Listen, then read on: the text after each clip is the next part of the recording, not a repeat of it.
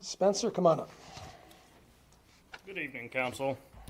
Last time I was here, I spoke to the fact that this recent move to restrict angling rights on the beach comes almost entirely from outside actors.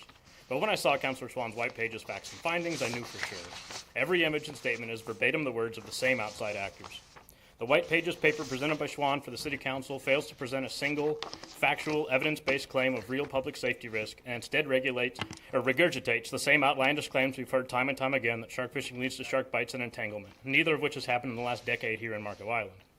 Instead, what this bizarre paper does is spend the majority of its pages delving into shark mortality and the health and safety of the animals, highlighting shark strandings that are 100% legal take species, and it does so using outdated and irrelevant papers that use poor data collection and methodologies and admit in their own paper that their Texas-based findings do not predict the results of angling in Florida due to dramatically different ecosystems and fish handling laws. In fact, a paper that I and many other anglers contributed to here in Florida that showed, in fact, hammerhead sharks landed and released in accordance with the new state FWC regulations suffered a mere 7.7% mortality. Or in other words, 92.3% of the most fragile sharks released in Florida do in fact survive. The city attorney's own words, without definitive facts and findings by the city that shark fishing should be banned from the city's beaches, such amendments may be found to be inconsistent with state law.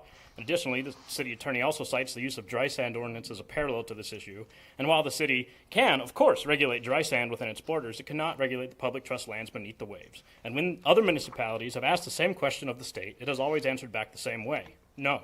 In fact, in the attorney's own report with regard to surfing, which is not a guaranteed right by the state constitution, nor governed exclusively by an outside legal body, the state declared that the complete prohibition of this sport is arbitrary and unreasonable. That's in the attorney report.